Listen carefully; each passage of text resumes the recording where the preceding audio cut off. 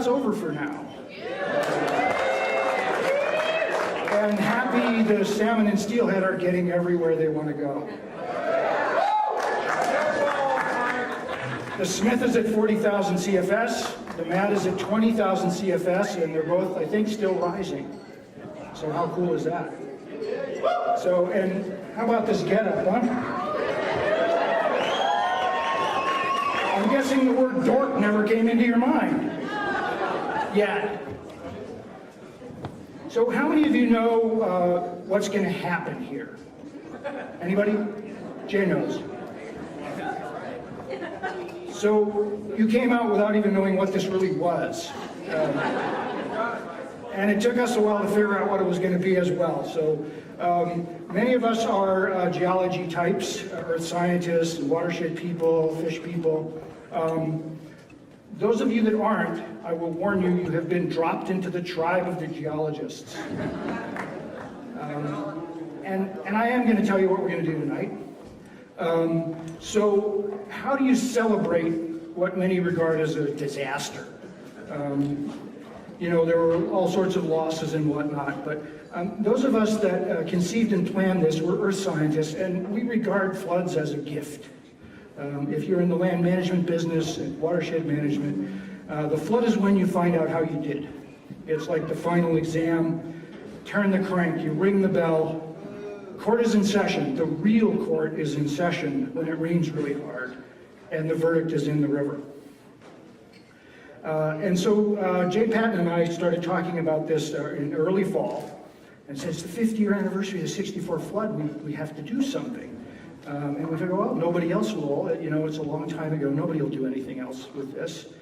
Well, that was wrong. Since then, there's been this absolute outpouring of books and new films. There's lectures, special events, excellent media coverage, top to bottom, and now this. And so we've had a flood of culture and remembrance of this amazing event. And the '64 flood is really a big part of our local culture, and that's clear. That we sold out the Arcata Theater Lounge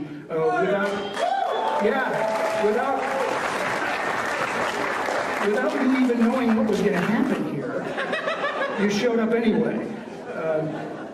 And in contrast to some of the other events, this is the actual anniversary of the flood. This is the day when the sky opened up and it rained an incredible amount. This was the day that the small streams all had their peak flow, and the larger rivers peaked on the 22nd or the 23rd. The peak landslides was probably a little after that.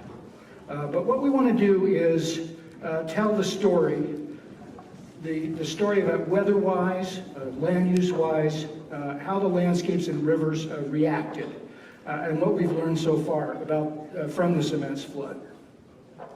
We're not going to emphasize the human part, the people part. There will be some of this. And we're not going to talk about the losses and the heroism and the coming together to help each other out and to rebuild. Not because this is not important. It's all important. But because we wanted to get the geologic and the hydrologic and the landscape story told. It hasn't been told so well. Rio Dell last week was all personal. All the other events have been like eyewitness.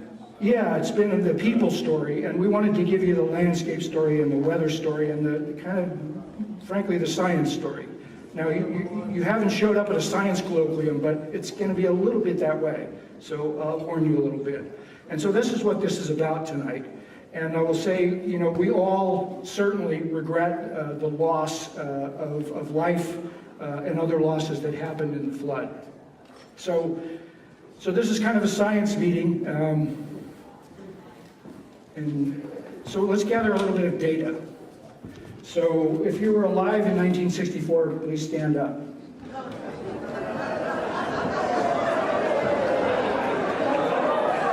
So we got a really young crowd here.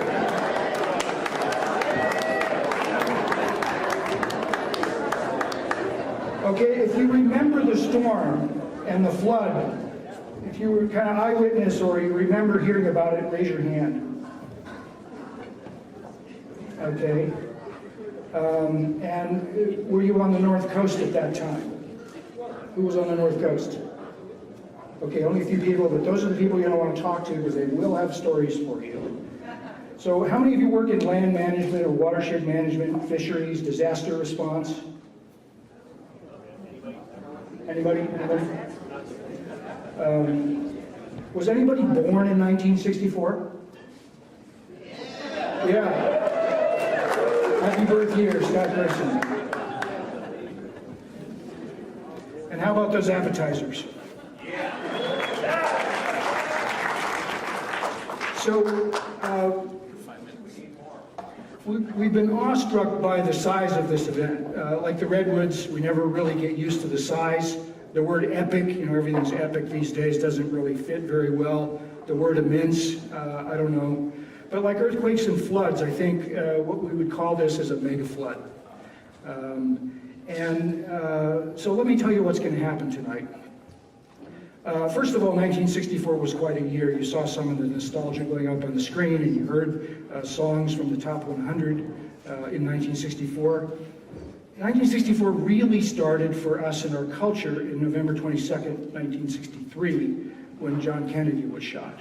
And we were reeling from that all through 64 and thereafter even. But a great many things happened that year.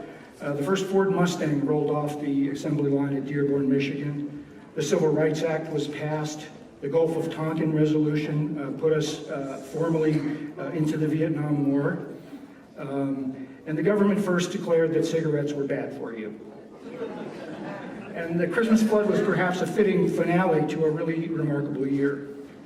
And so what we'll do, we'll start with one of those big 1964 things, the other 1964 flood. The megathrust quake and tsunami that happened on Good Friday in March of 1964 with Professor Lori Dangler. Then we'll go on and look at the weather setup for the flood with meteorologist in charge of the Weather Service, Nancy Dean.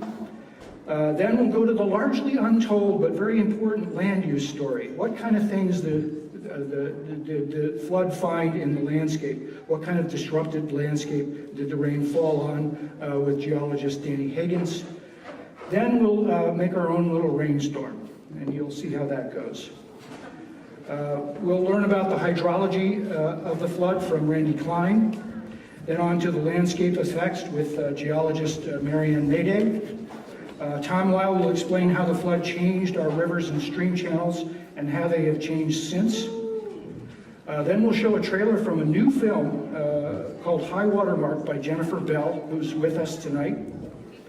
Then we'll have some thoughts about how we make and keep our watersheds resilient, focusing on just two of the many fine examples, fine watersheds that we have. And we just have time for two, so there's many, many more. And so we'll talk about the Eel with Scott Grayson and the Smith River with Grant Worschel. And then we have a special appearance by an occasional band called the Turbulent Eddies with a song for the occasion. Then we have a party. More food will come out and we can hang out and tell each other stories of floods and solstices and all. So there won't be an intermission, so you can get up and go to the bathroom, get some food. The food will just keep coming out, and drinks and all that. Just before we start, I will mention that I've asked the speakers to keep their stories, their presentations to just 5 minutes. Okay? For these folks, this is brutal.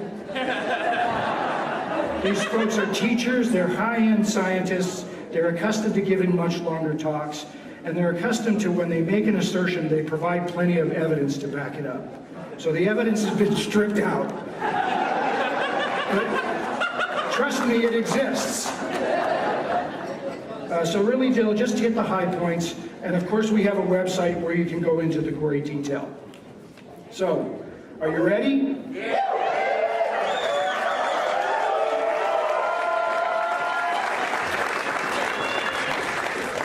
Okay, so first I'd like to introduce Professor Lori Dangler, who will be talking about the megathrust earthquake and the tsunami that happened just to the north of us in Crescent City.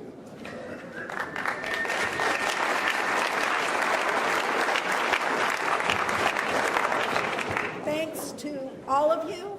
Is this working? This isn't working. Come on, folks. Let's see if we can get this to work. Is it working? No.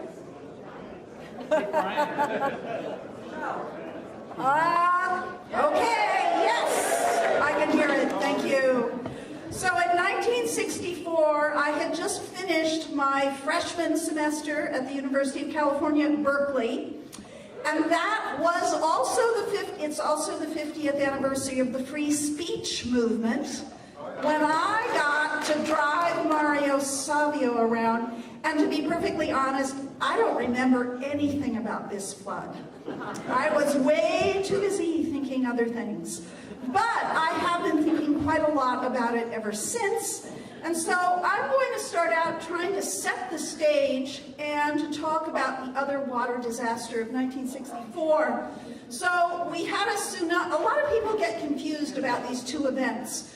We had a tsunami that devastated Crescent City primarily, but elsewhere along the coast in California in the end of March of 1964. And then, of course, we have the Christmas floods.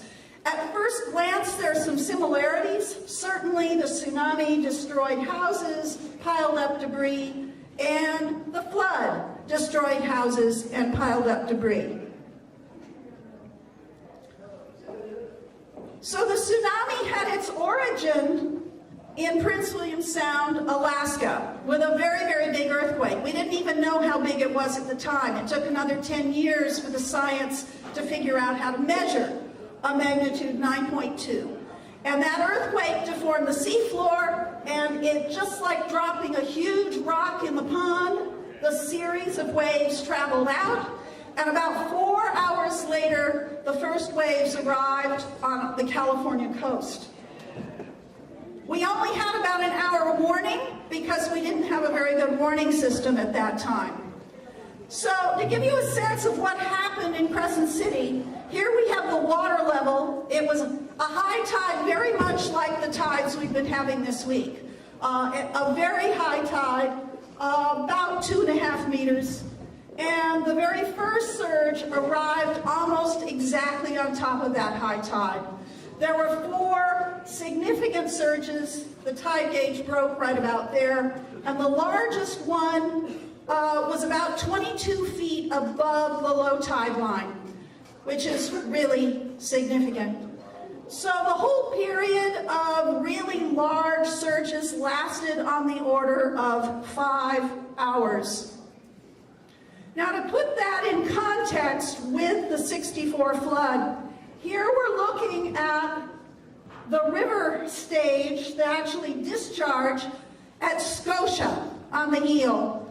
So right here is today, December 22nd. And you can see how the water is rising, and then we're guessing this is how it fell because the gauge was destroyed. In the 64 flood, this is about the minimum amount of time that a river was above flood stage, the red line, about 5 days at this site. There were some places where the river was above flood stage for nearly 2 weeks.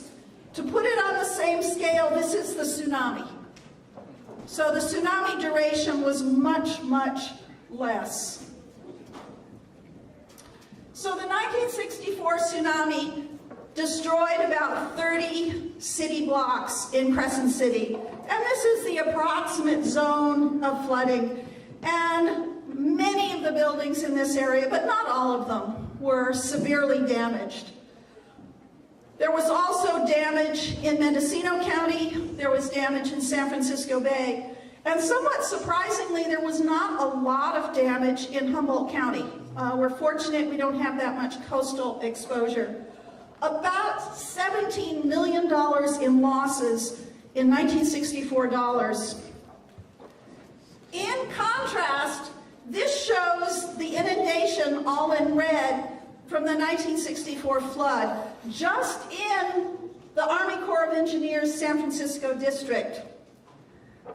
We have about 9 communities that were completely destroyed, and essentially every community in Humboldt and Del Mar County suffered serious damage.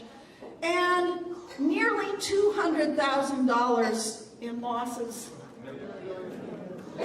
I mean, 200 million, excuse me. Those extra three are important. The effects on transportation. The 64 tsunami damaged one bridge, the one going out to Citizens Dock, and it certainly put a lot of debris in the road, and it took about a day in order to clear it so that you could travel on 101. In contrast, these show some of the 27 state and federal bridges that were destroyed in the 64 flood, and in red are all the road segments that basically you couldn't lose. And it disrupted the transportation system for years.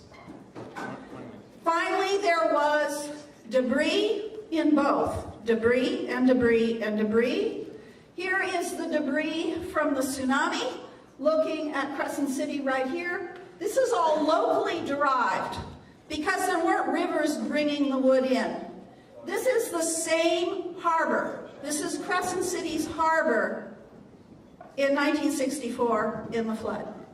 So this is setting the stage, and I will turn it over to Nancy Dean.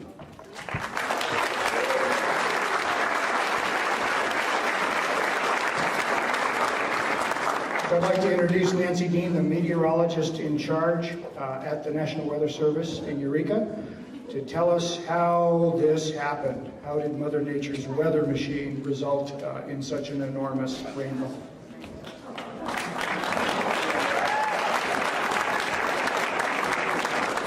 So they're actually letting a meteorologist as part of the geologist group, so thank you for that. So, weather satellites were just in their infancy at that time, but if we did have satellites, this is what it would look like. An atmospheric river, which is a river of air, a river of moisture in the air, which can have as much as 15 times the amount of water coming out of the mouth of the Mississippi. So it's a huge amount of moisture. The typical pattern that we get with an atmospheric river, so this is the west coast, Hawaii's here, Alaska's up here, Indonesia's back over here, as we have this ridge of high pressure that's over here, initially about a week before, and then it retrogrades back, and as we have a little trough of low pressure comes in, we have flow cutting underneath, and we have moisture that's getting pulled out from the tropics. And that's exactly what happened with this storm. So this is December 19th. This is a flow at about 18,000 feet. So we see this big ridge of high pressure. So we're right here. Alaska's up here, Hawaii is here. This is the trough of low pressure that's come in. And here's the flow that's now starting just barely to cut underneath. And this is what they call precipitable water. So if you took a column of air and kind of squeezed out all the moisture, this would be how much water is there. So we are right here. Hawaii's here, Alaska's up here. And so this is all that moisture that's sitting down there. By the next day on the 20th, we start to see the moisture, the flow cut underneath, the moisture starting to move up. Again, we're right here. By the 21st, we definitely see the flow cutting underneath and the moisture starting to come up. And this is when the range really started getting going. But they didn't max out until the 22nd. At this point, the winds at 10,000 feet were almost 80 miles an hour. So huge, strong amounts of moisture getting pulled into the area. And you can see all this moisture that's in the area. And the one thing about it was it stayed over the area for quite a long time. So even by the 23rd, where the flow had dropped now down to maybe only 75 miles an hour at 10,000 feet, there was still quite a bit of moisture, and the rain had started to drop off, but it was still pretty significant. So looking for the heavy 3-day time periods, we see that, so the scales here, this is 15 inches, so a lot of areas that were averaging 15 inches over a 3-day period, and some places down in this area could have had as much as 34 inches. So, okay, I'm going to debunk. So, was it rain on snow? There's my snowflake. Ah, my snowflake. The story doesn't stick. So this was the amount of snow on the ground on December 19th as the rain started. So this is Trinity County here. There's 1 inch here, 3 inches here. Snow actually started on the 27th after the heavy rains had started. By the 30th, there was about 1 to 2 feet of snow that had fallen. So I think when people think about the snow, they may have think about the snow that fell after the rain. So that's my debunking. And will it happen again? So let's go back not 50 years, but over a little 150 years to 1860, 1861. There was a physician who was at Fort Gaston near Hoopa who measured rainfall. And for this time period, there had almost 11 feet of rain. In the time period between November, December, and January, they had a little over 90 or 98 inches of rain. We don't have any records that go back that far for other places, but we do have observations from Orleans that go back to 1903. Since 1903 till now, they've never had more rain than 53 inches in the same November, December, January time frame. So back then, they had almost twice as much rain in a 3-month time period. So it happened then, it happened in '64, it'll happen again. Thanks.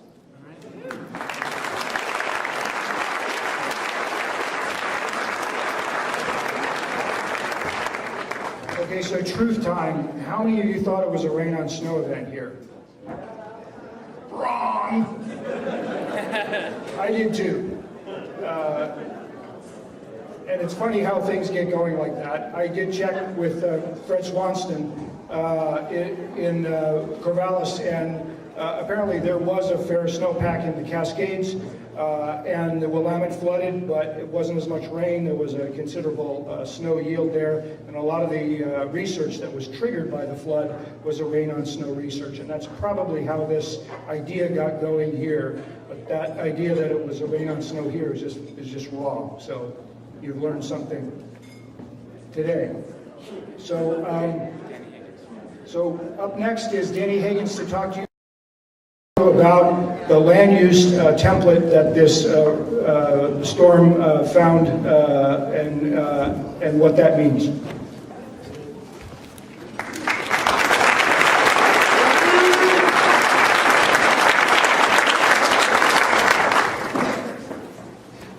All right, thank you. You got me? You hear me? All right. So, a lot of water. So I'd like to start out with just give us some idea shortly here briefly on how our land management kind of influenced the results you're going to hear about from others here in a moment. So this photo here actually shows the distribution of the redwoods in northern and central California. And I'm only throwing this up to kind of set the stage that significant portion of the areas shown in green were harvested, in the late 1800s and into the 1920s and 30s. That was mainly railroad logging and oxen logging. So it was very slow, and therefore, while probably 50% or so of the areas shown in green here were harvested by the 1930s. There still was a lot of redwood to still be harvested post-World War II when we really started the big lumber boom on the West Coast and elsewhere. So think of this as kind of the initial round of things. And so lumbering, timber harvesting kind of slacked off a little bit due to the Depression, and then as we entered World War II, and as we came out of World War II, we had all of us, all of you that raised your hands that were around when the '64 flood happened. The baby boomers, there's a tremendous amount of housing development across the country, populations are swelling, and that's when we brought the kind of tank and the military technology to the timber industry, and that's when bulldozers and dump trucks and logging trucks and all those sorts of things entered our watersheds. And so I think you can envision that that allowed us to be much more aggressive on the landscape in terms of the amount of acres that would be harvested in a given year.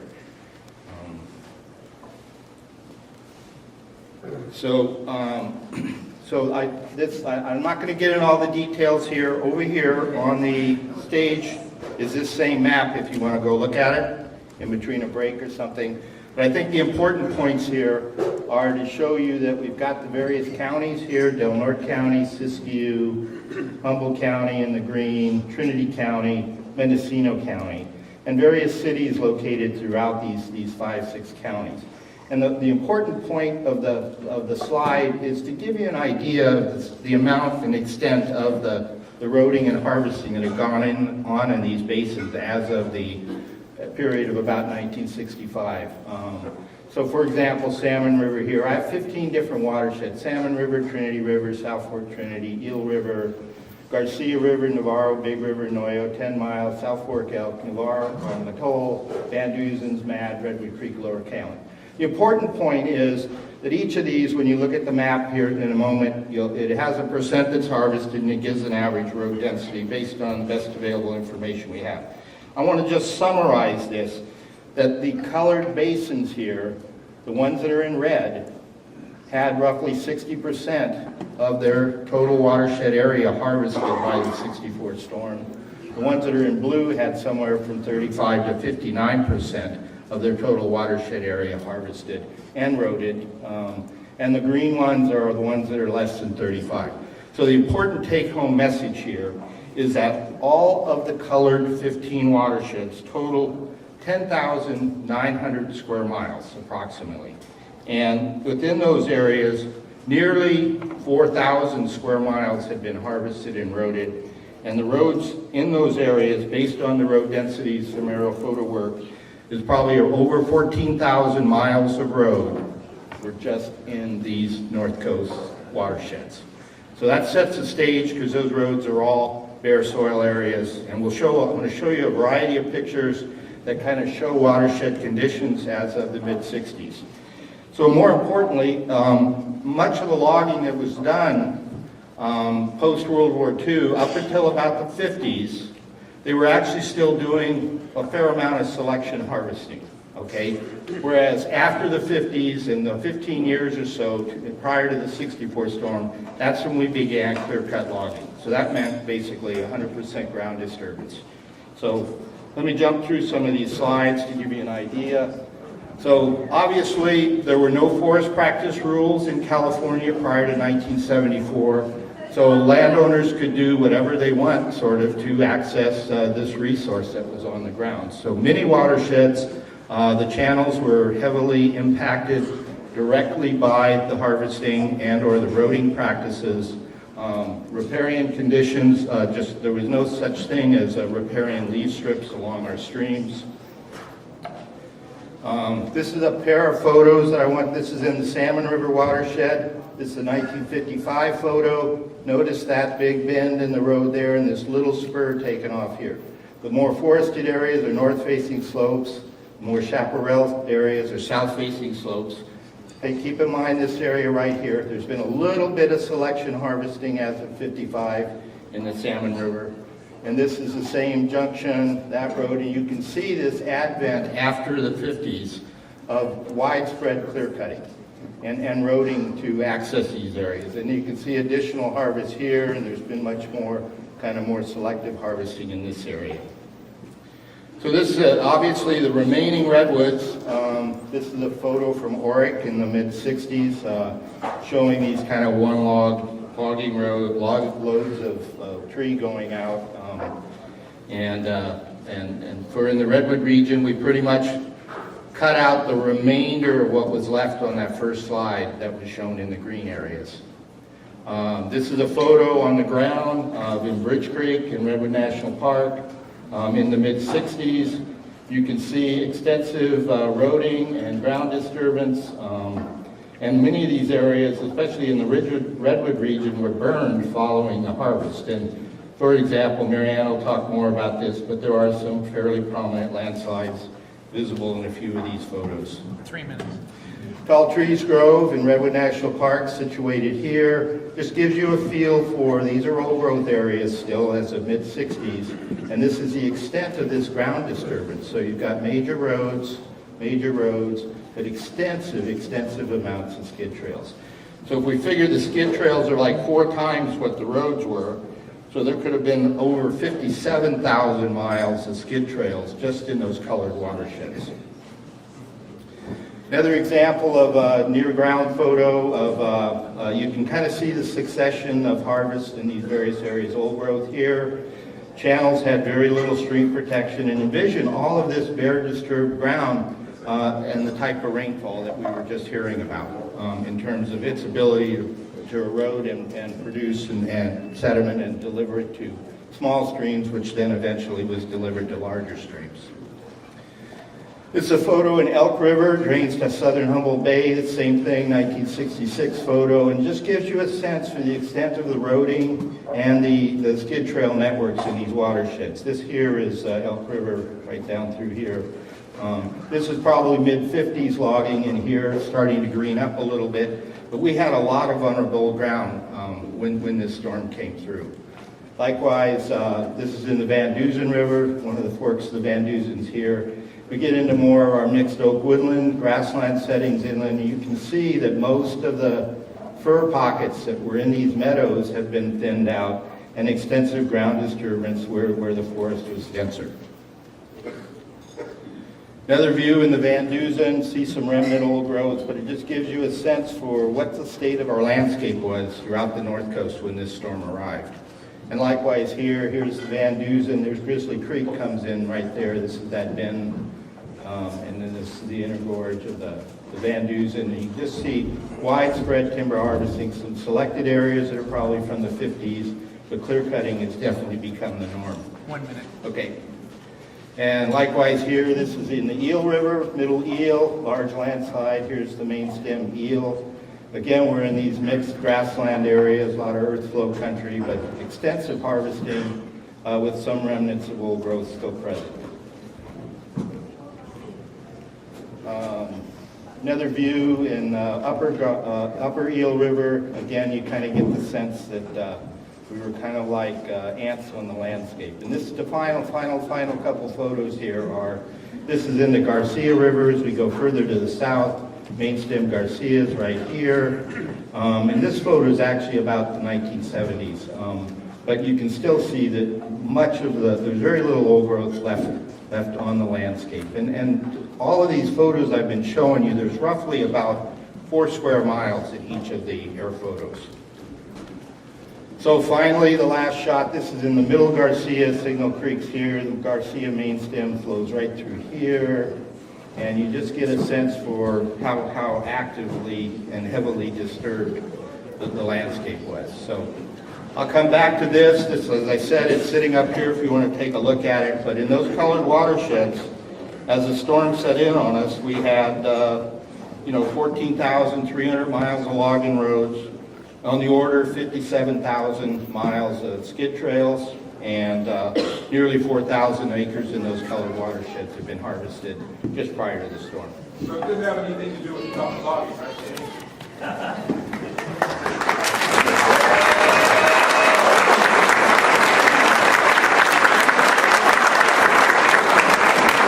There were no forest practice rules. So.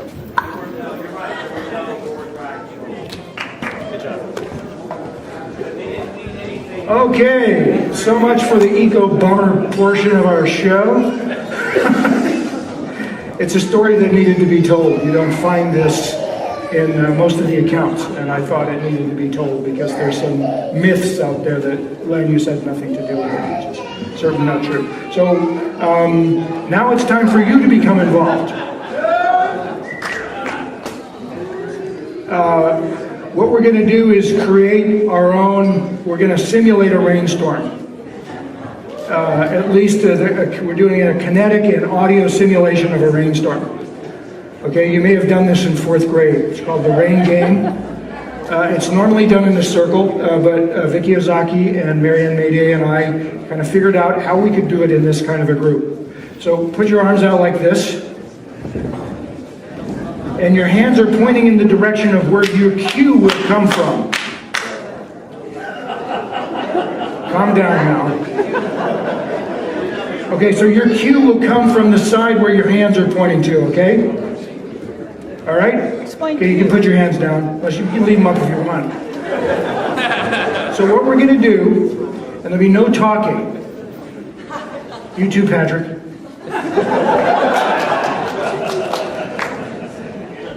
We're going to start by rubbing our hands together, and then clicking our fingers, and then clapping our hands, and then pounding on our thighs, and then pounding our feet.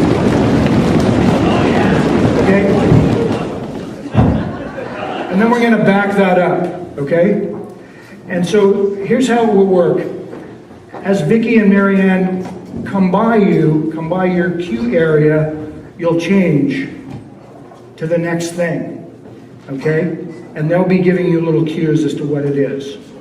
Okay, so this works pretty well if your eyes are closed, but you'll need to peek a little bit, or your neighbors will need to peek, and so you can see the cues from our beautiful geologic women here. There'll be 4 cues.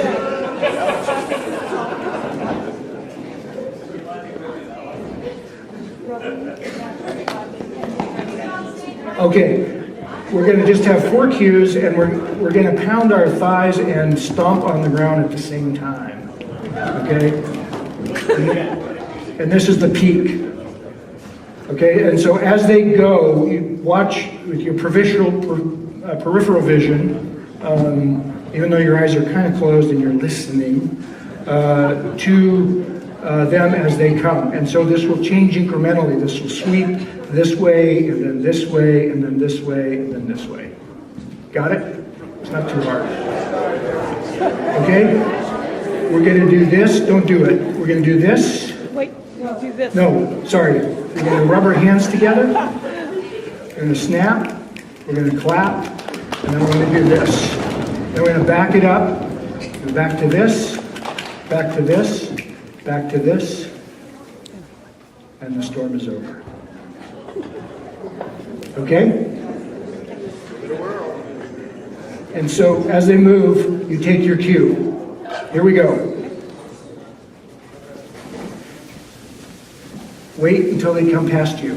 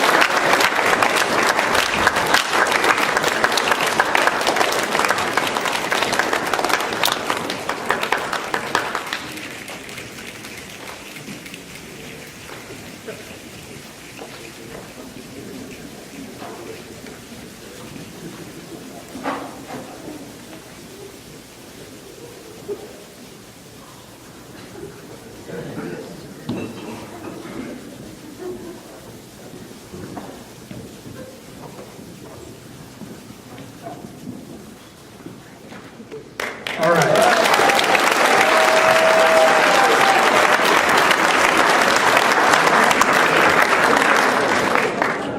Next up is my favorite hydrologist, really a hydrologist, Randy Klein, to tell you about how the hydrology played out.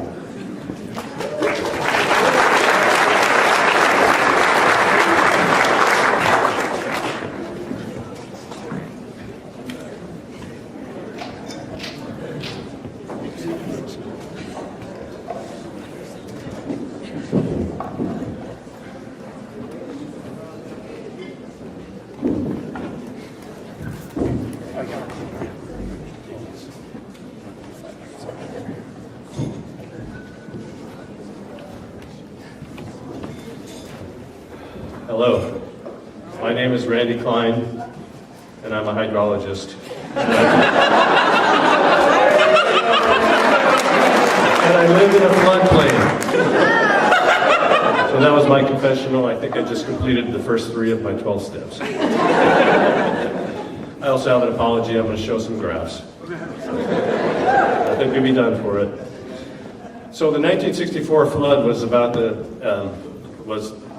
flood about which most hydraulic analyses have been done in the state of California. And there's a couple good reasons for that. It was the largest flood in the period of record keeping, which started around 1900. And it caused the most damage of any flood up until that point. And it provided an opportunity to see how structures performed, to see how floodplains worked, so that we could build more resiliency into our infrastructure the next time around. So these are just a few of the reports I relied on. I relied on a lot of data from the U.S. Geological Survey to prepare some of these graphs, and I'm going to get right into it now. So the Eel River was the hardest hit of all the river basins around here, Humboldt County at least. And this shows a graph of peak discharge on this axis, peak stage, which is just the water surface elevation, the highest one attained during a flood on this axis. Peak floods, or the flood stage at the Scotia gauge is 51 feet. And over the period of record, and I've only plotted flows above, peaking above 300,000 cubic feet per second here, which is a pretty mighty flood in and of itself. But over this period of time, there were about 9 or 10 peak stages that exceeded the flood stage. The largest one being December 64, of course. The peak discharge was around 750,000 cubic feet per second, and it was a 72-foot stage. That's a lot of feet above flood stage. The second largest one was December 55, and it was quite a bit less in the Eel River Basin than the 1964 flood, although it was more on par in other watersheds. The smallest in this period of record was March 77. Only 6,000 CFS was the peak flow for that year. By comparison, our drought year last year peaked at 51,000. And this is a look at recurrence intervals of floods in the history of record keeping on the Eel River at Scotia. The 65 flood turns out statistically to be about a 105-year flood. Not quite the 1,000-year flood it was first characterized to be. The next largest one, 51 years, and the next largest was 1974, about a 34-year flood. And so these are, of course, arranged from largest to smallest from left to right. The volume of water that came down these rivers over about a 10-day period was just staggering. It amounted to about 500 billion cubic feet when you add up the flow coming down each of the significant rivers in this area. Oddly, the Eel River brought down a lot more water than the Klamath, despite the fact that it's only 1/4 of the drainage area. Trinity Dam caught it all. So this is a hydrograph. Hydrologists like to use hydrographs. And it shows the rainfall during the 64 flood here. This is the 64 flood hydrograph. By comparison, these are the 2 largest floods that happened since 1964. In 1974 here and 1995 right here. And I was around in 95, and it seemed like a pretty big flood to me, but it was nothing in comparison. This shows the same hydrographs for these 3 flood dates, but it shows a different parameter here other than rainfall. It shows antecedent precipitation index. And that's just a way to look at how saturated soil is and for how long. So if you compare 64 to these other floods, it was at high saturation for a really long time, which explains all the landslides that were triggered during this flood. And I don't know about you, but if I were standing on a roof out here in Fernbridge, I'd be pretty worried. And I can't only imagine the stress that these people went through. And we're certainly going to have another flood of this magnitude in the future. I just hope we're more prepared next time. Thank you.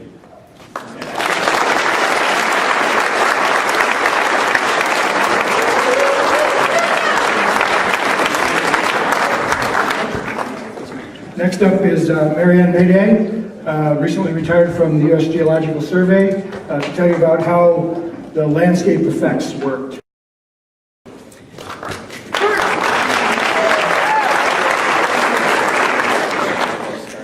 First, I wanted to say I'm not wearing tie-dye to be festive and to denigrate all the tragedy that happened. But 1964, Ken Kesey, Merry Pranksters, started their bus ride across the United States. So, even though tie-dye may not have hit Humboldt County, it was hitting the United States. We were on the cusp in 1964 for a lot of changes. So, I can't get my mouse to start this. okay, well, then I'll keep talking about 1964 then. Okay, and I was at the, oh, okay, there we go. Okay, so if you look at the landscape today, what are you going to see that reflects the 1964 flood? I'm just going to show you some bullets, and if you want to talk to me more about this stuff later, that's fine. Landslides. The landslides stretch soil and trees off hill slopes.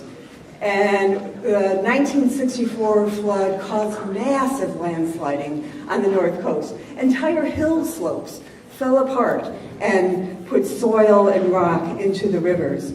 For example, just in Redwood Creek alone, 6 million cubic meters came in from landslides. Well, 6 million cubic meters. Let's put that in perspective. Here's the Arcata Marsh, 307 acres. What would that landslide material cover? The height of McKinley statue, 17 feet high. The entire Arcata Marsh could have been covered by all that landslide stripping material. And that's just Redwood Creek. We're not talking about Mad River, Van Dusen, Eel. I mean, there was a tremendous amount of soil productivity lost. So here's Siren Creek. It's another watershed that totally fell apart in the 1964 flood. 10, 12 years later, you can still see the scars. It's coming back, brush and shrubs, but not forests. We've lost that soil productivity from all that landsliding in that area. Next, wood. There was a tremendous amount of wood brought into these stream channels. These little streams just clogged up with log jams. The log jams store sediment, and they can also, in some cases, prevent fish migration. When they're made up of Douglas fir, they lasted 20, 30 years and started decaying and breaking up. In the case of the redwood jams, they're still out there, you can see them. Bridges, that same wood that came down the river in the large rivers piled up against the bridges, and it was the cause of many of the bridge failures in our area. So the new bridges that you drive across today are re-engineered because people realized the damage that mid-channel abutments catching wood is not a good idea. Channel sediment. There was a tremendous amount of sediment, sand and gravel and silt put into these river channels. Here, there was, in this spot, there was actually about 25 feet of sediment deposited from the 1964 flood. It totally buried and killed these trees. Since that time, the river's cutting through. Tom's going to talk about that more, but this was a very serious problem on many of our rivers. Floodplains. Well, you know, we saw lots of pictures of water on the valleys, but when that water goes away, it leaves sand and silt and gravel. This is the town of Orick and the Orick floodplain. There was about a foot of sand on the north side that was deposited by the flood, and about a foot of silt on the south side that was deposited by the flood. That sediment is still there. It's part of the soil column now, but it's almost a permanent feature of our area. If you go to a lot of our alluvial groves, this is a common sight. You're going to see a high watermark, kind of a bathtub ring, these silt lines. That's where the water was in the flood.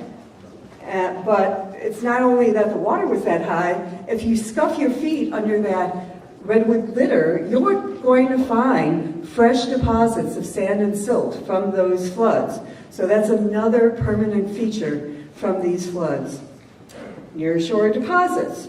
Look at what these rivers were pumping out in big floods. They bring out tremendous amount of sediment into the oceans. And where does that sediment go? It gets deposited on our continental shelf. There have been several studies off the Eel River shelf, and there's a very distinct flood signature from our floods on the north coast that is preserved in these offshore sediments. Flood control levees. There was a lot of infrastructure that changed after the flood. This is the town of Orick and the Orick Valley. In 1941, before the flood, this is the Redwood Creek. They had a big meander, a big estuary. It was a very productive area for fish. The whole valley was flooded in the 1964 flood. So in response, the Army Corps of Engineers built flood control levees. And you can see these levees are these, it's a constriction along the whole bottom of Redwood Creek. That meander is totally cut off. It's basically a stagnant pond. This nice big estuary, again, is just basically a stagnant pond. So our water quality has decreased through time. Fish productivity has decreased through time. This is a long-standing impact from that 1964 flood. Policy and laws, of course, FEMA was mapping floodplains at the time. New floods mean new floodplain maps. And the other thing I wanted to emphasize is that there was an increased recognition of the impacts of logging, as Danny was saying, and it helped to lead to A, the establishment of Redwood National Park in 1968, which didn't exist in '64, and the California Forest Practice Rules in 1973. And one last thing, I was at the Clark Museum yesterday, and they had a picture of a drowned G.I. Joe figure as part of the thing. And that's what was one of the presents of the time there, I'm sure. A lot of little boys were getting G.I. Joes. And who remembers the slogan? G.I. Joe, fighting men from head to toe. So here we are, 1964, and there they were. Okay, thank you.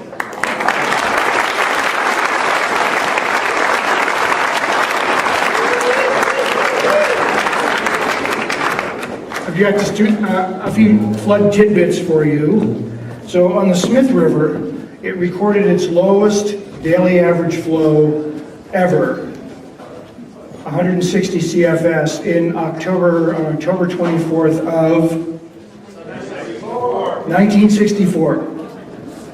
Only 2 months later, it recorded its highest flow ever, 228,000 CFS. The lowest flow ever recorded on the Smith was in October of 1964. Also notable, the 1955 flood was also a solstice flood, also peaked right around this time. So if you're planning holiday vacations, this is a tricky time to travel. And one more, there was also a large disruptive and destructive flood in the fall of 1964 in central Vietnam. And so next up is Tom Lyle, who has done extensive studies in how channels have changed over time. And he's here to tell you about how the channels have changed as a result of the flood and since.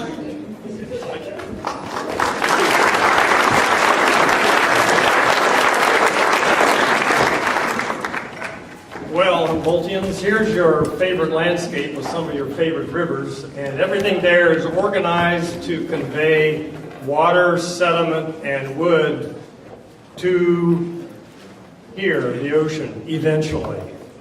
And by now, I think you understand that tremendous volumes of water and sediment and wood were contributed or conveyed to the channels which serve as the arteries of the landscape. And they were not designed up at this point to carry so much stuff, and so they have to have undergone considerable changes, long-lasting changes, as a result of the '64 flood and all its material entering them. Let's take a closer view at, let's see, wait a minute, something's missing. Well, let's take a little closer view at a little spot right here, a tributary of the South Fork River, Bull Creek, and look closer at the landscape. Boy, this thing is not... Down arrow. I did, Do it again. okay, here we go. So we see at a closer view, we have channels that are in narrow valleys, sediment from landslides and wood directly enter the channels, conveyed rapidly downstream the channel. We don't expect these channels to be affected for very long because all this material is carried on downstream. At the receiving end, we see these depositional reaches in Cuneo Creek, Bull Creek. We are mainly concerned about these, especially in a salmocentric kind of view, because they're the most sensitive to these sorts of events.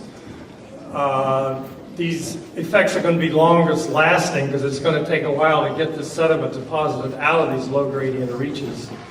And potentially these are the places where we find our best habitat. So let's look closer yet at Cuneo Creek. And before the '64 flood, Cuneo Creek, you can't see it, was sneaking through this riparian fringe. And it was barely a trickle, and right next to it was this orchard. After '64, here's Cuneo Creek. We see it, it's still a trickle, but it's all for there to see in broad daylight. The channel is filled by 4 meters, and it's inundated part of this orchard.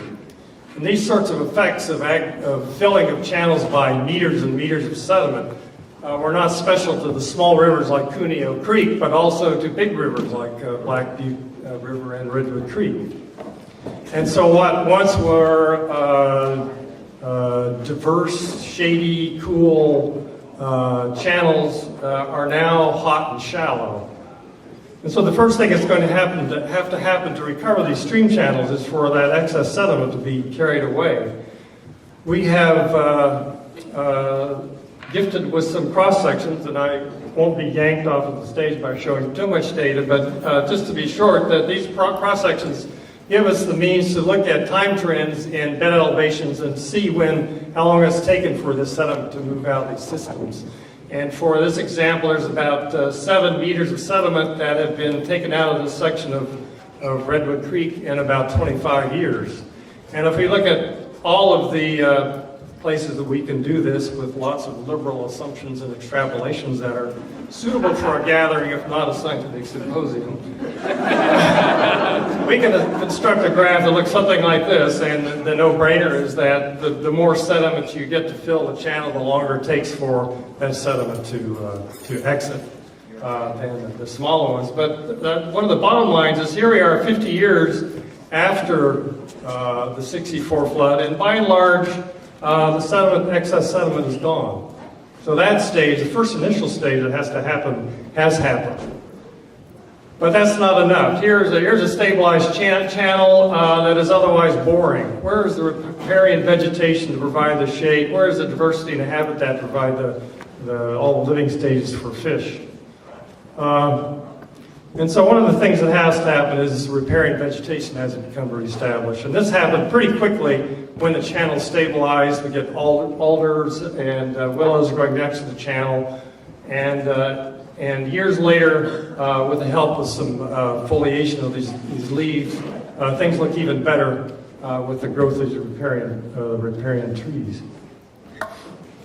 The other thing that has to happen is that the diversity has to be recreated. The diversity in pools and riffles and all that sort of thing that provides all the habitat for fish. And after the sediment supply has dropped, then these processes can kick into high gear, especially where the channel encounters hard spots along the channel that might be bedrock or woody debris, hard spots for the channel to scour against and create pools and spawning gravels downstream. This too has occurred since the channel's degraded, but there's one very critical missing factor, and that is the things needed to create these scour elements. And in the North Coast, historically, one of the primary scouring elements is big wood. Big wood was one of the most destructive forces in the '64 flood, and understandably and justifiably, people wanted to get rid of it. And here's a shot of Crescent Beach near Crescent City, and all along the coast, this wood on the beaches was piled up in great piles and burned. This also extended inland. After the flood, we saw many of the wood hung up in some of the tributary channels, formed big jams that block fish passage. And so there's a movement in the decades afterward to get rid of this stuff. And so there were programs to remove the jams, and then just in case that some more wood might form jams later, let's take all the wood out of the channel. So if you went to the 1980 Salmon Restoration Conference, you would have seen maps of miles of stream channel where all the wood has been cleaned out of the streams, and this was considered a great successful program. As I think we all know now, that wood is a very important part of habitat, and I would premise that one of the most long-lasting and destructive outcomes of the '64 flood was this societal reaction to remove wood, such that even today we have very little wood in our streams, and the supplies for new wood to come are not forthcoming. So this picture here kind of sums it all up in terms of the stages of recovery and what things might look like now. Here's the big stack of '64 flood sediment. This is kind of gone. We formed pretty stable armored beds that are finding scour elements in the form of bedrock, and here's some pre-'64 stumps and some woody debris to scour pools and deposit sediment otherwise. The riparian fringe is coming up and is pretty abundant in many places, but not much of this stuff. Thank you.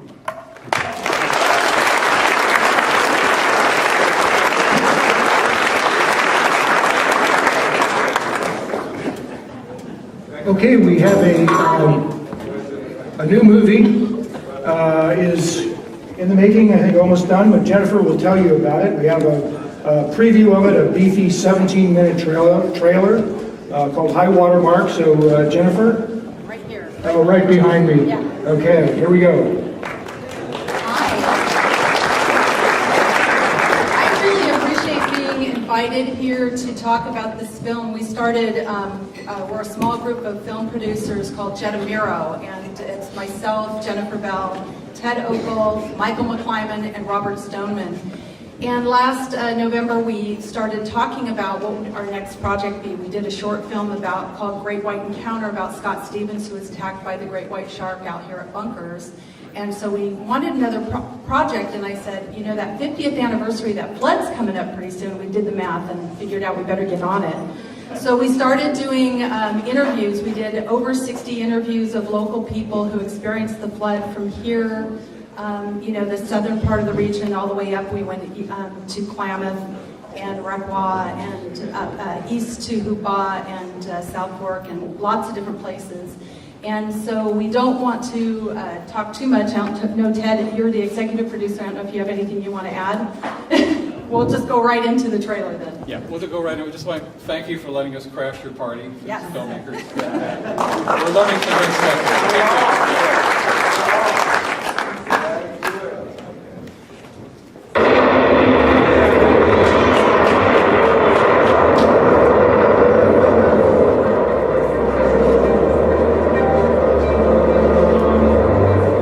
Listen to Fern Ridge, and my God, it was like a war. It was like artillery going off. Boom, boom, boom, boom. Those logs hitting Fern Ridge coming down the river. It was incredible.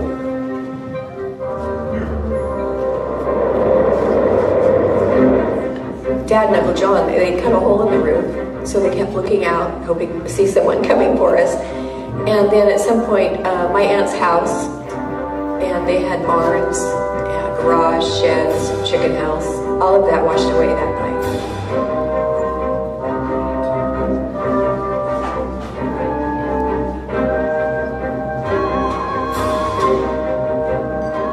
They kept talking about my dad being dead. You know, comforting my mom, everything's going to be okay, you know, we'll take care of you. And I just couldn't believe that they were saying this. There was no FEMA, there was no, you know, we had Red Cross came in. There was no big flotilla of federal government agencies coming. It was, hey, you're on your own and you deal with it.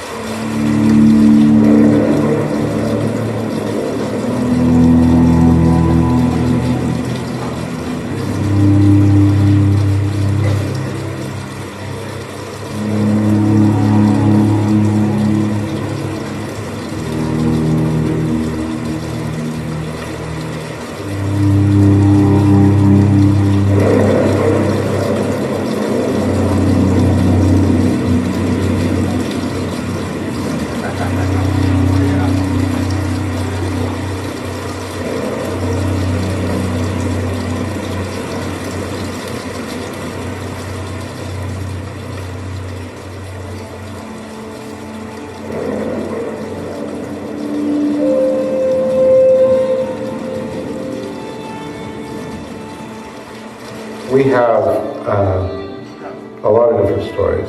There are stories about water. We call it tu'u. It's rising. So tu'u, the river Ishkesh, tu'u, the river is rising. There is a story about a man. His name's Patrihapi Nij, which means old man rain. I think in most cultures there are flood stories, and it's no different in our culture, the Wiyot culture, and we do have a flood story, and that is part of the creation story of who we are as a people. And in that, the woman makes a basket, and she put pitch in it so that basket would hold water. And she took her son and her daughter, and she put them in the basket and put preserves in the basket and put all kinds of things in it. Then she put a lid in on top of it, and she put it all together. And when the water came, the little girl and the little boy floats away, and then when the water recedes, they find themselves in this country. And we've been here ever since the times of the flood. And that's how we've come to live in this country we call Wiyot country.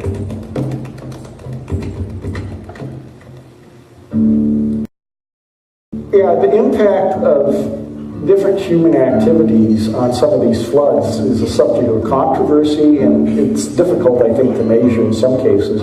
But I think we can go back as far as the first really big flood after whites arrived, the 1861-1862 flood, and find that their activities had an impact on the water flow even that far back. That was a tremendous storm. It hit in the late fall and ran through the winter time. Out in Hoopa, where they measured, they had rainfall of 41 inches in November alone. And November is not supposed to be a real heavy rain month. It tapered off to 30-some inches in December and 20-some inches in January. And for the year, they had over 120 inches out there, most of it compacted into 3 or 4 months.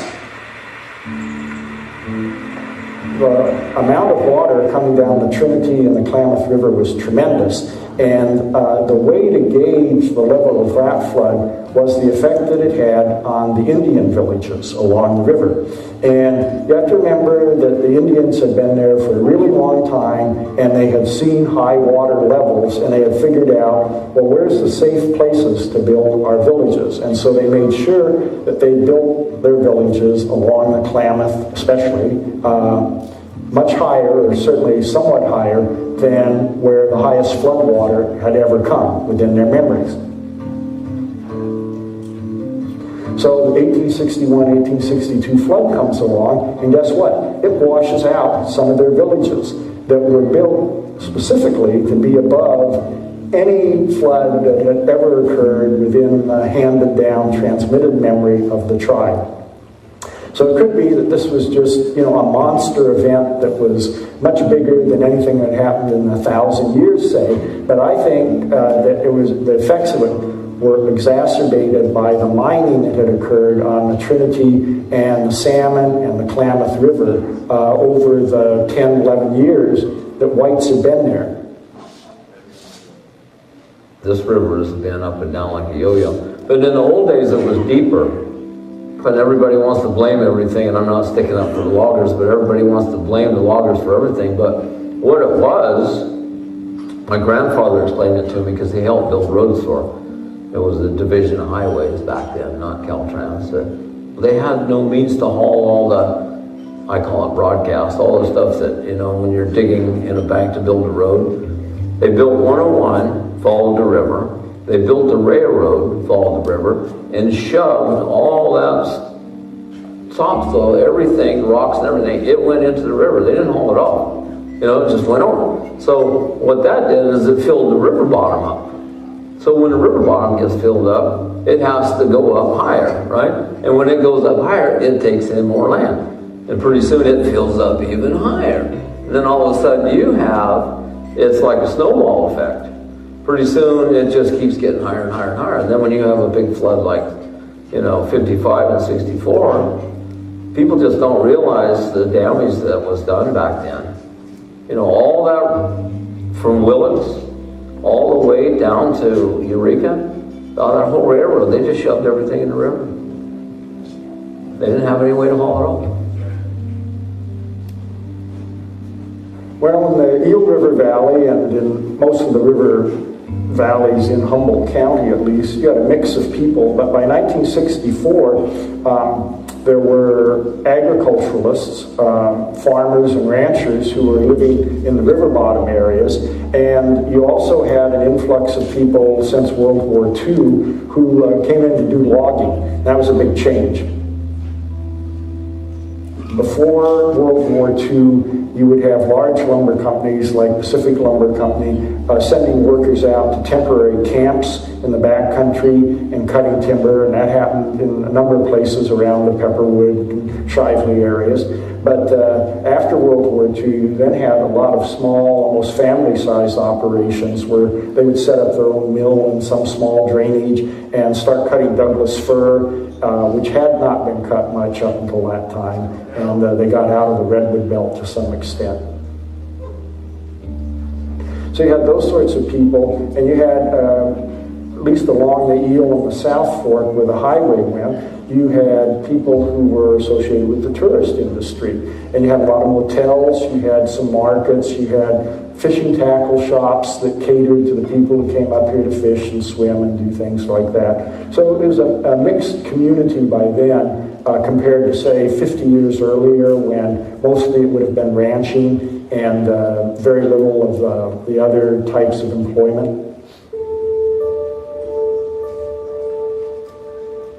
With all the rain that had fallen, it caused the river to swell quite extensively. And as the river swelled, it began to engulf many houses, businesses. It began to take over the mills. Of course, the mills were right on the river. It was the easy way for them to get the logs down the river. And the logs went really easily down the river. Not to mention, there was also mud, trees that were maybe rotted out, that weren't strong enough to withstand the force of the river. All of that began to flood down the river. And of course, in places like Wyatt, and then down in Scotia, and right on down into Ferndale, you saw all of this debris come. Fernbridge, to me, is a testament to construction. How that ever stood through the 64 flood was amazing. Looking at the pictures of all of the logs jammed up against it, it just created more of a barrier, more of a dam to slow that water down and press it up and force it to go around into the surrounding Eel River Valley. So you saw the Eel River Valley really saturated. Not just from that was just a small portion of the contribution to any sort of flooding that happened, but it didn't help any. You remember Katrina? Well, Katrina was a huge impact to all levels of government, local, state, and federal. And in those highest impact areas along the Gulf, there was virtually a complete disintegration of local government because your infrastructure was wiped out. They couldn't do their job because they couldn't communicate, or they couldn't get from point A to point B. And so they lost their ability to talk, really. The only system that really worked was the private ham operators. We say hams are like ants, they're everywhere. They truly are. I mean, there's so many of them out there. They may not all affiliate with a local ham organization, but when disaster happens, they all seem to come up to the top and be ready, willing, and able to function. And so when we lose infrastructure, we're confident that the ham radio infrastructure will still be operable. I don't think I even thought of it as anything different than any other storm that came through. But when I woke up the next morning after the flood came ripping through the, Eel River, it was, Dad, look out the window. Mom, can you see all this? Because we could see the water rising. through the week, and it was just tons of water. We no longer could see the grass, and the landscape. It was just water. And when I told Dad and Mom to look out the window, when we opened up the curtains that one morning, it looked like the water had receded because it was all brown. Oh, wow, look at that. And then you had to, wake up and the daylight started coming and realize it wasn't the ground we saw, it was timber and a few houses and wood and logs and all of that. It just looked like there was ground again, but it wasn't. It was just covered over with the wood that had covered several coal decks had washed out. A couple of houses had washed out into our area, and it was just amazing.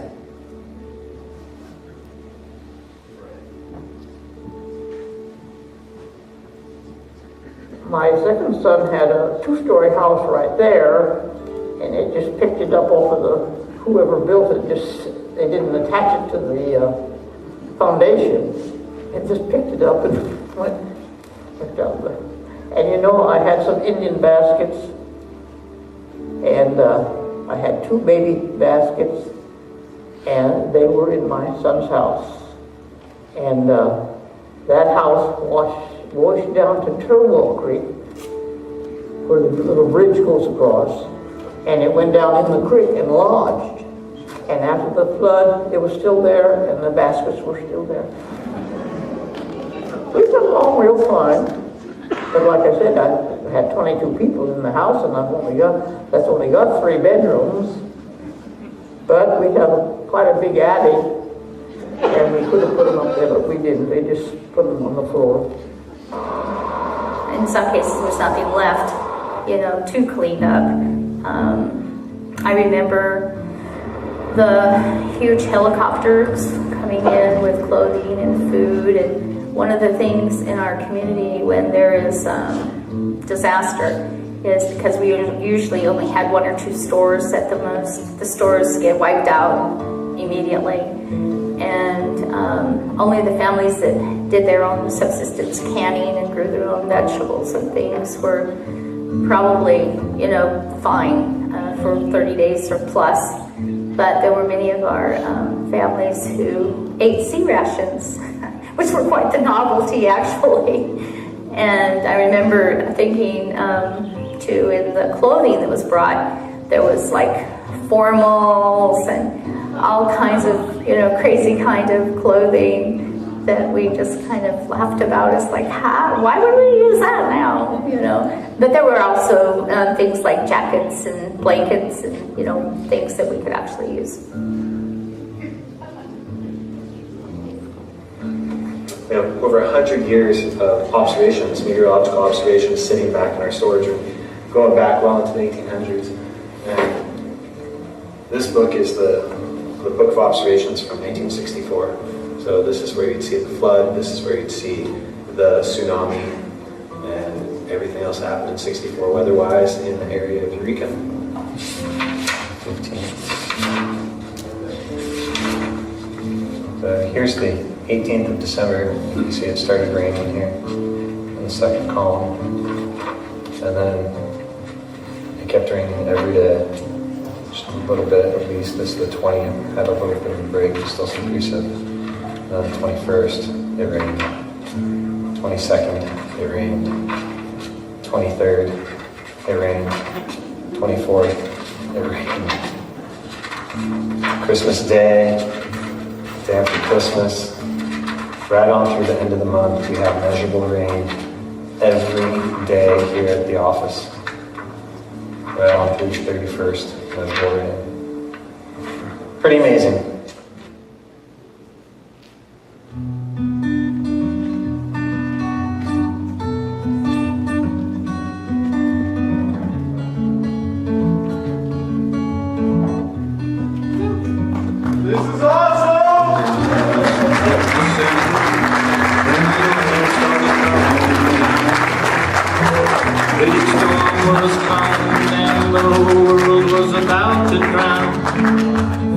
The mountain snow melted begun to flee.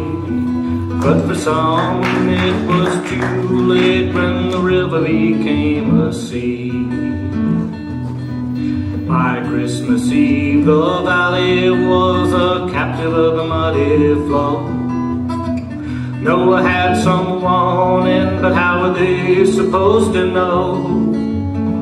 So many houses, thousands of stock on, people seeking refuge on the rooftops of their home. As a way of life got washed away and the angry waters killed, all that could withstand the torrent was the bridge and the people's will. Well, the bridge as Scotia was going, yeah, they knew it was coming down. But the doctor made it over and the Wildwood baby was born. Raging muddy waters swept the valley of homes and barns. When the waters receded, Pepperwood, Dieville, Holmes, and a dozen towns were gone. Oh, a way of life got washed away as the angry waters killed. All that could withstand the torrent was the bridge and the people's will. Now the memory of that deluge lives on in the valley's mind. The loss of the rescuers and how people were so kind. But you just gotta wonder when the valley where summer's green can hell fall from the sky again in an endless falling rain. Oh, way of life got washed away as the angry waters killed. All that could withstand the torrent was the bridge and the people's will.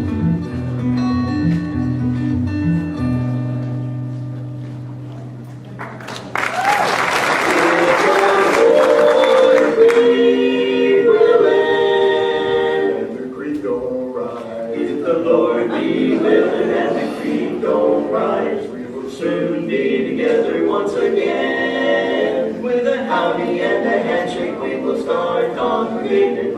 I can hardly wait until then. And when the good time's over and we all go home, we will know when to say our goodbye. That we'll gather back together if the Lord be willing and the creek don't rise. There'll be beans and burgers and cakes of root beer and songs of good cheer in the air. If the Lord be willing and the skies stay clear, everyone here will be there. And when the good time's over and we all go home, we will know when we're saying our goodbye. That we'll gather back together if the Lord be willing and the creek don't rise. There'll be beans and burgers and cakes and free beer and songs of good cheer in the air. If the Lord be willing and the skies stay clear, everyone here will be there.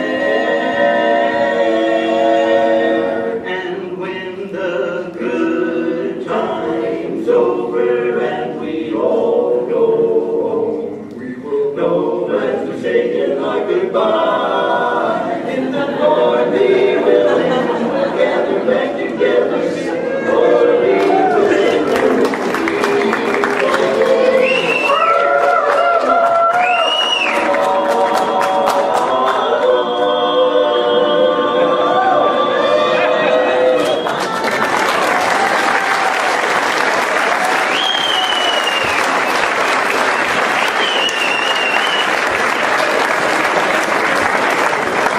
Thank you so much to Jennifer and Ted for that. That was really amazing. We have a Facebook page and a website, and when that full film becomes available, we'll announce it there. Did you have do you know when that will be?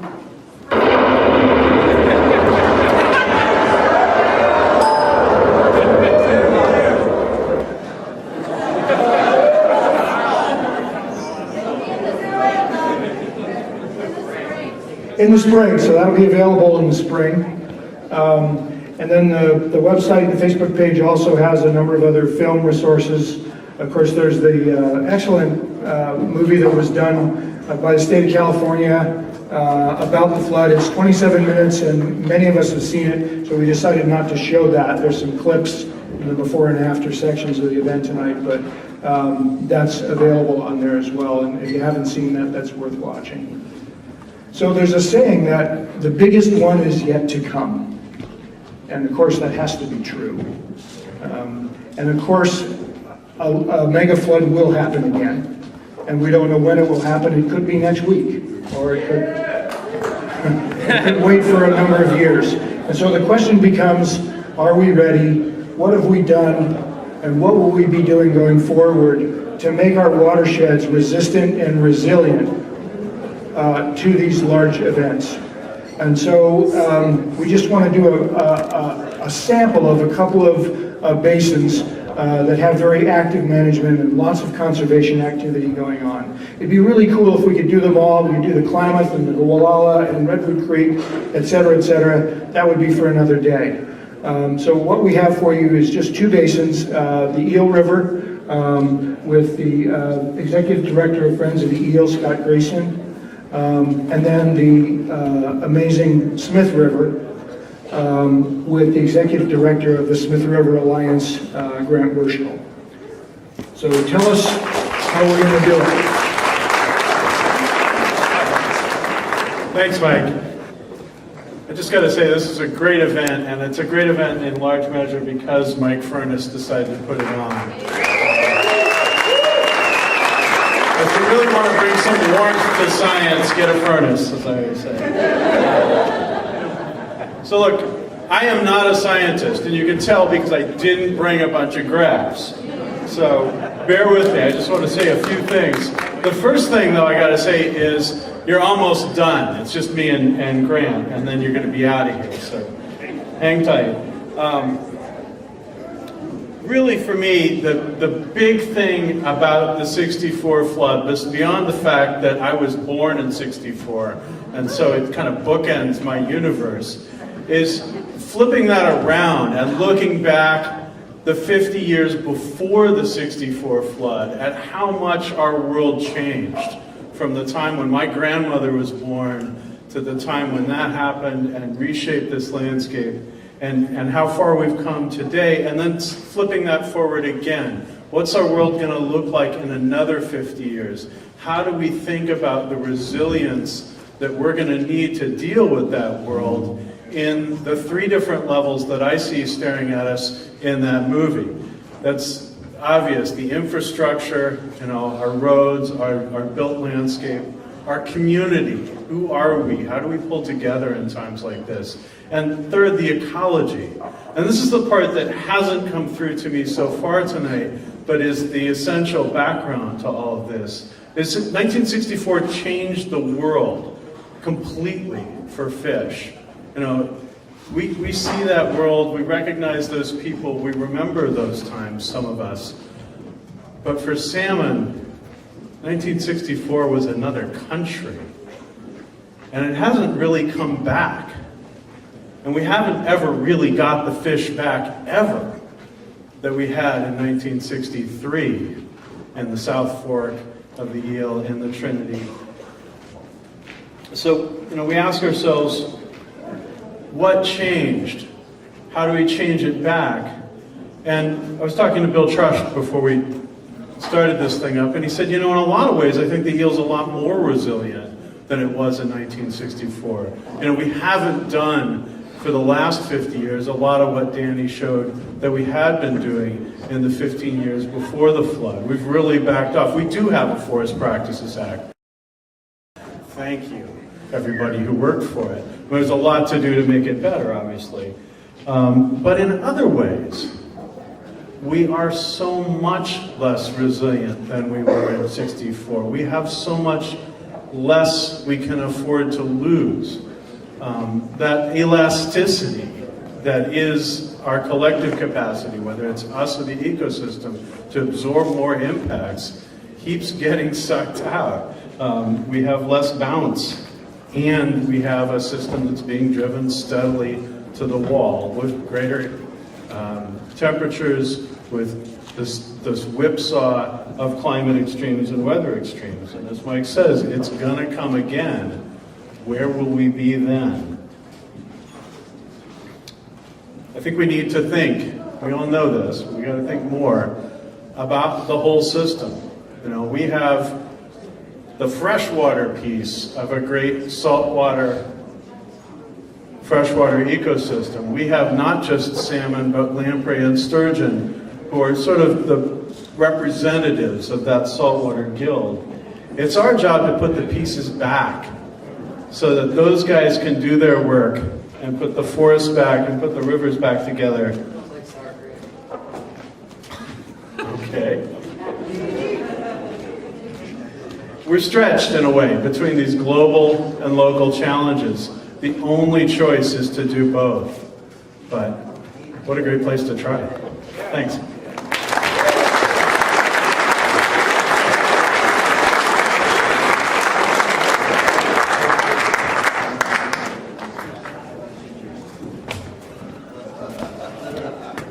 Grant Worskell, Smith River Alliance. It is an honor to be here on behalf of the Smith. I'm very grateful to be here, and I really want to lead with, there are many people in this audience that we work with, other NGOs, agencies, and it really is a team to implement the types of restoration that we need for resilience. So thank you to you for working in the basin and helping us. So the Smith is usually mentioned in terms of potential for resilience, and I think the word is hope. We hope that the things that are being done are helping it be resilient. But it is true that that principle, people talk about stitching the watershed together, that is exactly the focus that we've been doing, landscape scale restoration. So let's get a little context. Jay, am I supposed to be doing something? Yeah, down arrow. Down arrow. Down arrow on the right.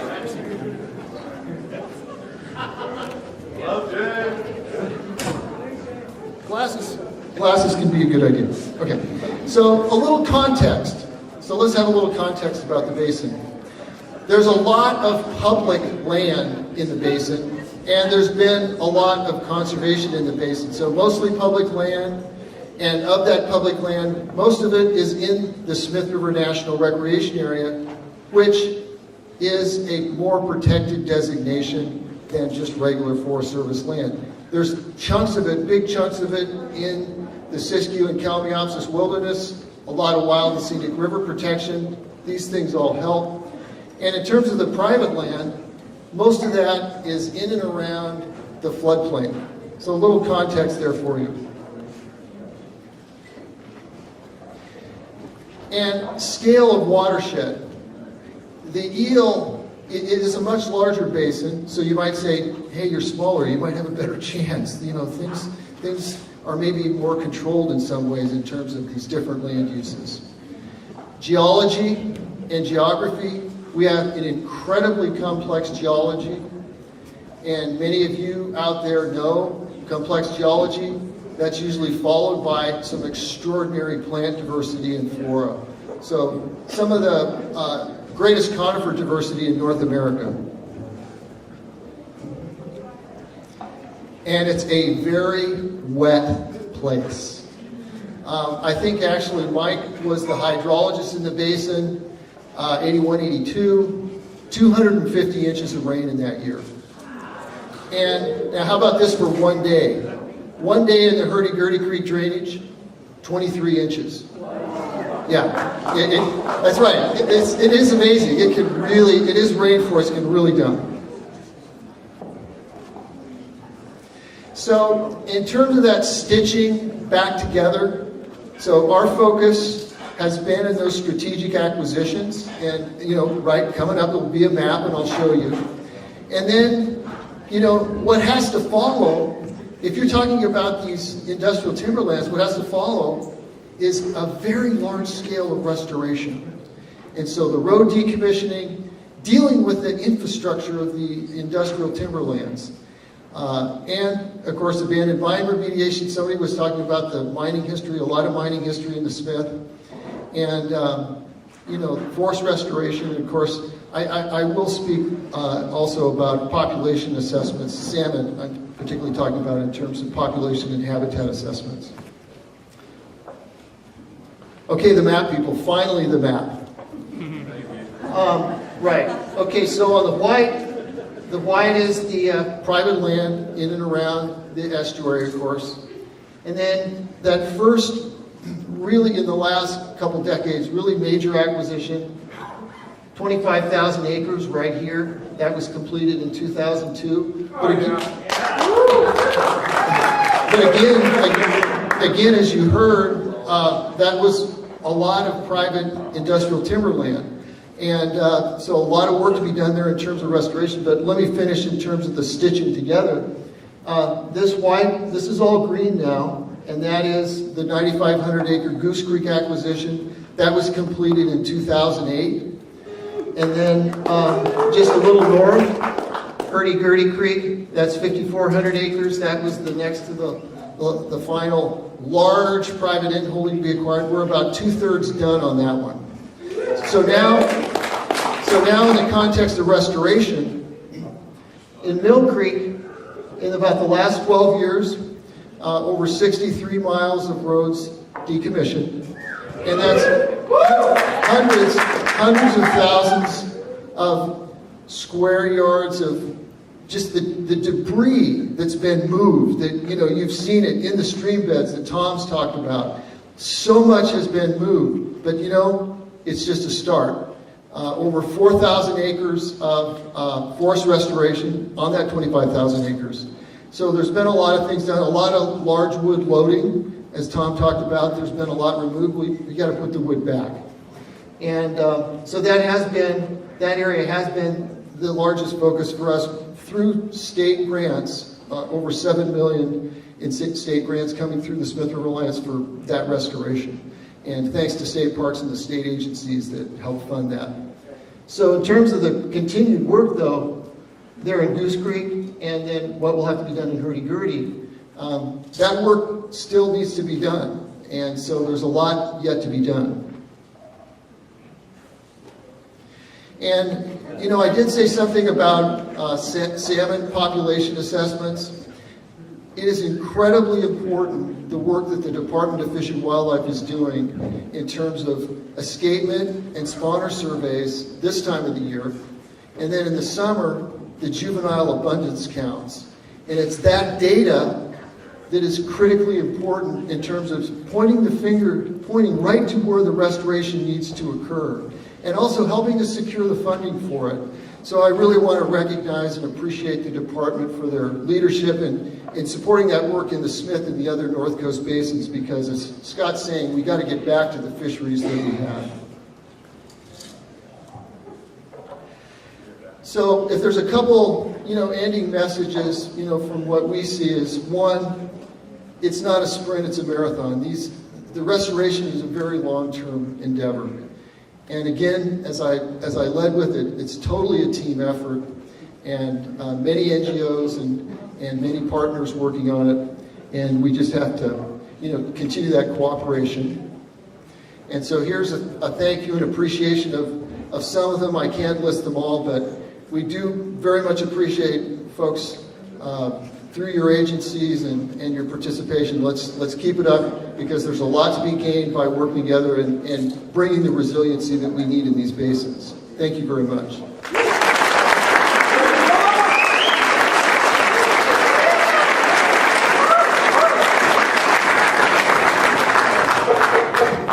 All right. Full disclosure, I'm on the board of directors of the Smith River Alliance.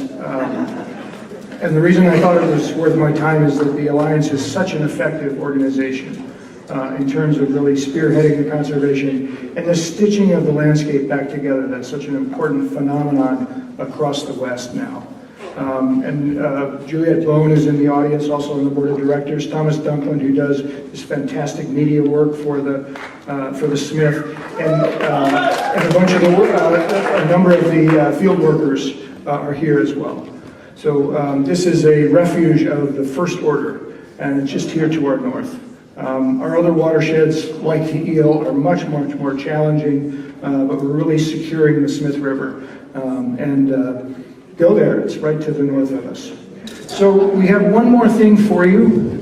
We have an occasional band of, a pickup band called the Turbulent Eddies.